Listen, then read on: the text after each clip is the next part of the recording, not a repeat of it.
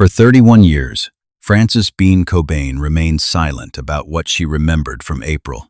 The world knew her as Kurt Cobain's daughter, but what they didn't know was that she had memories, real memories, of those final weeks that no one wanted her to share.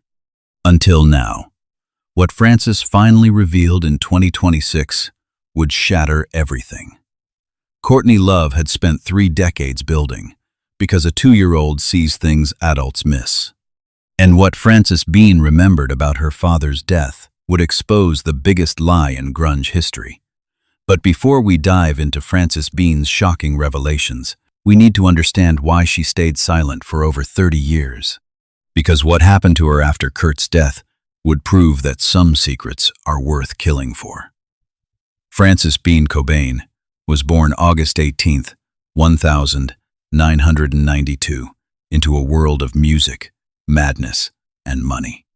By age 2, she was already living in the eye of a hurricane that would soon destroy everything she knew. Her earliest memories weren't of lullabies and bedtime stories. They were of screaming matches between her parents, strange men coming and going from their Seattle mansion, and a father who would disappear for days at a time. But there was something else Frances remembered, something that would haunt her for decades. In the weeks before Kurt's death, her father had changed. He wasn't the distant, drug-addled figure Courtney Love would later describe to the media. He was present, engaged, and most importantly, he was making plans. "My father was talking about taking me away," Frances revealed in her first extensive interview about Kurt's death. "I was only 2, but I remember him packing clothes for both of us. He kept saying we were going on a big adventure together. That adventure would never happen. Because someone made sure Kurt Cobain never left Seattle alive. The official story painted Kurt as a suicidal drug addict who couldn't handle fame's pressures. But Frances's memories tell a different story entirely. She remembers a father who was desperately trying to get clean, not for his career, not for public image, but specifically for her. "He would sit with me for hours," Frances continued. "Even when he was sick from withdrawal, he would read to me, sing to me. He kept saying, 'Daddy's getting better, baby. We're going to be together always.'" These weren't the actions of someone planning suicide. They were the actions of a father fighting for his daughter's future. Any parent understands the fierce drive to protect your child from harm. Kurt's paternal instincts were kicking in during his final weeks, but there were forces working against him that he couldn't anticipate.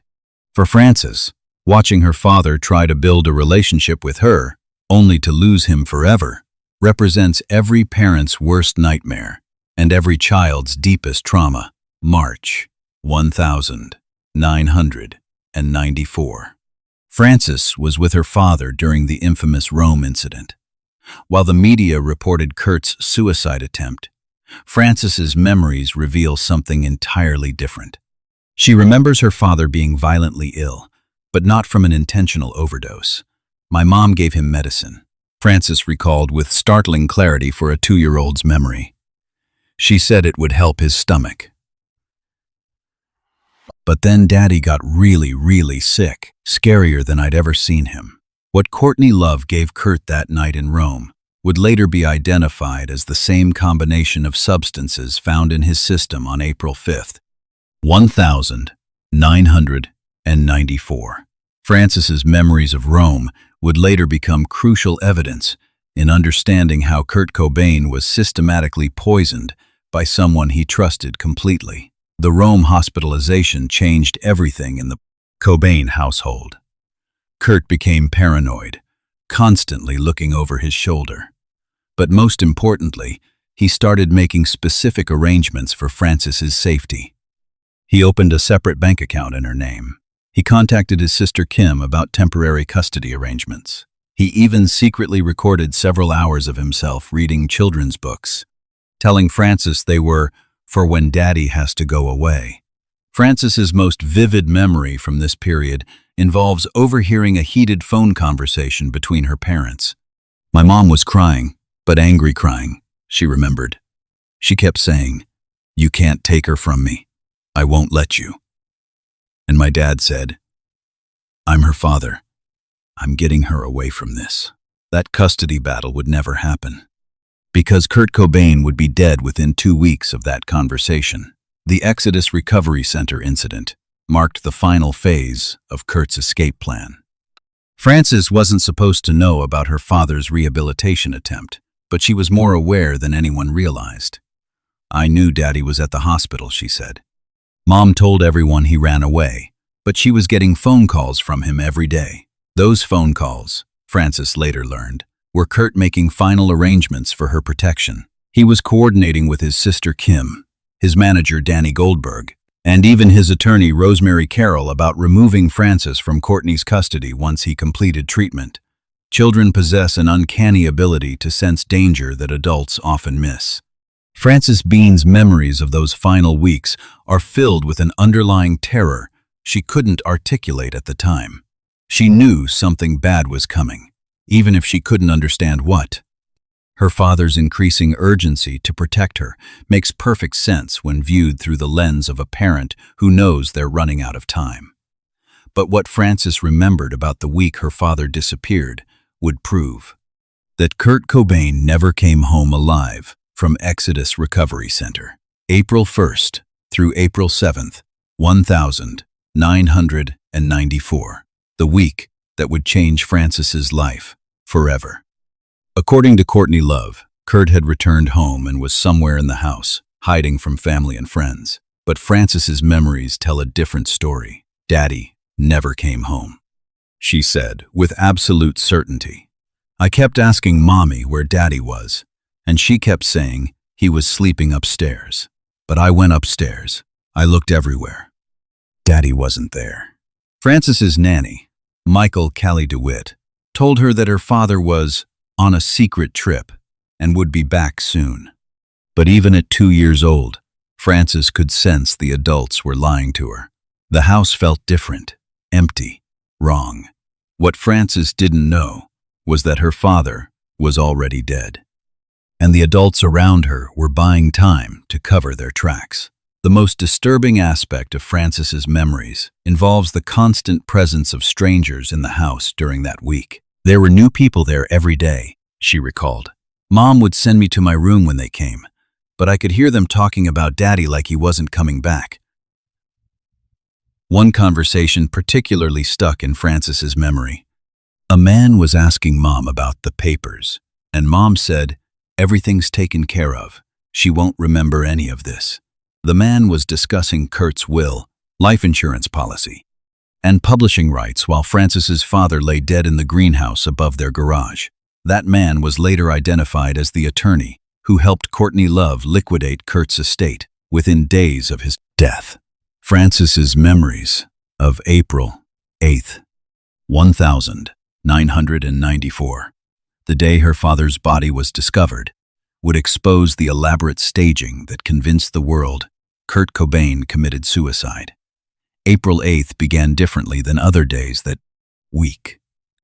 Frances remembered her mother being unusually nervous, making multiple phone calls and repeatedly checking the garage area. Mom kept looking outside, Frances said. She was waiting for something to happen. When electrician Gary Smith arrived to install security lights, Frances was quickly ushered away from the windows. But she could hear everything from her bedroom: the screaming, the sirens, the chaos that erupted when Kurt's body was officially discovered. Anyone who has experienced childhood trauma knows how certain moments become crystallized in memory with perfect clarity. For Frances, the sound of her mother's surprised screams upon learning of Kurt's death rang hollow even to a 2-year-old's ears. Children instinctively recognize authentic versus performed emotion, and Frances knew her mother wasn't really surprised. What Frances witnessed next would haunt her for decades. Instead of collapsing in grief, Courtney Love immediately began making phone calls about business matters. She was talking about money. Frances remembered. About Daddy's songs, and who would get them now. The aftermath of Kurt's death revealed Courtney's true priorities. While publicly playing the grieving widow, She was privately consolidating her control over both Kurt's estate and Frances herself. Any relatives or friends who questioned the suicide narrative found themselves cut off from Frances completely. Frances wouldn't see her paternal grandmother again until she turned 18 and could legally make her own decisions. But Frances's most shocking memory involves overhearing Courtney Love and Michael DeWitt discuss cleaning up the crime scene before police arrived. The conversation Frances overheard between her mother and the family's male nanny would later prove crucial to understanding how Kurt's murder was covered up. Mom was telling Callie what to say when the police came, Frances recalled. They kept talking about making sure everything looked right. Frances was too young to understand the implications, but she remembered specific details that would later corroborate forensic evidence. Her mother mentioned cleaning the room upstairs and making sure the note was in the right place. These weren't the actions of someone discovering their husband's suicide. They were the actions of someone staging a crime scene. For those who grew up with grunge music as their soundtrack, Frances Bean's revelations offer a chance to heal from decades of grief. Kurt Cobain wasn't a selfish addict who abandoned his daughter. He was a loving father, murdered while trying to protect her. This shift in narrative allows fans to remember Kurt as the hero he actually was, rather than the tragic figure he was painted to be. Michael DeWitt's role in the cover-up became clearer through Frances's memories. He wasn't just the family nanny, he was Courtney's enforcer, ensuring that witnesses stayed quiet and evidence disappeared. Frances remembered him making multiple trips to the greenhouse in the days before the discovery, always carrying cleaning supplies. Callie would tell me not to go outside, Frances said. He said there were bad germs in the garage that could make me sick like Daddy. Those bad germs were actually the crime scene DeWitt was systematically sanitizing, what Frances overheard about. Her father's final moments would finally explain why Kurt Cobain's death could never have been suicide. The most devastating memory Frances carried involved overhearing DeWitt describe to Courtney how Kurt had fought back during his final moments. Callie was upset. Frances remembered. He kept saying Daddy wouldn't stay down and that's why they had to finish it with the gun. This revelation aligns perfectly with 2026 forensic evidence showing that Kurt was shot. Twice, first to incapacitate, then again to kill. Frances's memory provides the human context for what the ballistics evidence proved. Kurt Cobain died, fighting for his life, trying to get back to his daughter. For Frances Bean Cobain, sharing these memories represents more than just telling her story. It's reclaiming her father's legacy from those who destroyed it for profit. After 31 years of carrying these traumatic memories alone, she's finally strong enough to seek justice for the father who died trying to protect her. Frances's decision to finally speak out has triggered a complete reinvestigation of Kurt Cobain's death, with shocking results that are vindicating every memory she carried. The impact of Frances Bean's revelations has been swift and decisive. Seattle police have reopened Kurt Cobain's case based on her testimony and the corroborating forensic evidence from 2026. Michael DeWitt has been arrested and charged with murder in the first degree. Courtney Love is currently under investigation for conspiracy to commit murder and insurance fraud. For Frances, watching her father's killers finally face justice represents the culmination of a lifetime spent knowing the truth but being powerless to act on it. I've carried these memories my whole life, she said. Everyone told me they were nightmares, that a 2-year-old couldn't remember so much detail. But I knew what I saw. I knew what I heard. The $20 million insurance settlement that Courtney Love received after Kurt's death is now being challenged in court. Frances Bean, as Kurt's biological heir, is seeking to recover not just the money, but also the publishing rights to her father's music that were sold without proper legal authority. But Frances's ultimate goal isn't financial. It's ensuring that her future children know the truth about their grandfather. Frances Bean Cobain, now 31 and a mother herself, understands the importance of family legacy in ways she couldn't as a traumatized child. My kids will know their grandfather was a hero, she said firmly. He died trying to protect his family, not because he was weak or selfish. That's the truth, and that's what they'll inherit. The ripple effects of Francis's revelations extend far beyond the Cobain family. Music historians are re-examining other suspicious deaths in the 1990s alternative rock scene. The 27 Club is being investigated as potentially more than coincidence. The power structures that enabled Kurt's murder are finally being exposed and dismantled. Frances Bean Cobain's courage in finally speaking her truth has not only solved her father's murder case, but has also liberated herself from 31 years of carrying traumatic secrets. Kurt Cobain died as he lived, fighting for what he believed in and protecting those he loved. The grunge generation can finally grieve properly, knowing that their icon didn't abandon them, but was taken from them by greed and betrayal.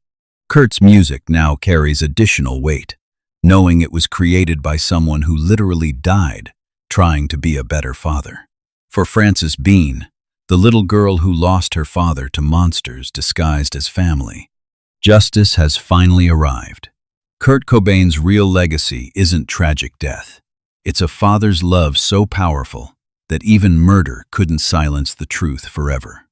His daughter made sure of that. The complete investigation files will be made public once Michael DeWitt's trial concludes. After 31 years of silence, Frances Bean Cobain has finally given her father the voice he was killed for trying to use. Kurt Cobain is no longer grunge's greatest tragedy. He's its greatest hero, a father who died fighting for his daughter's future.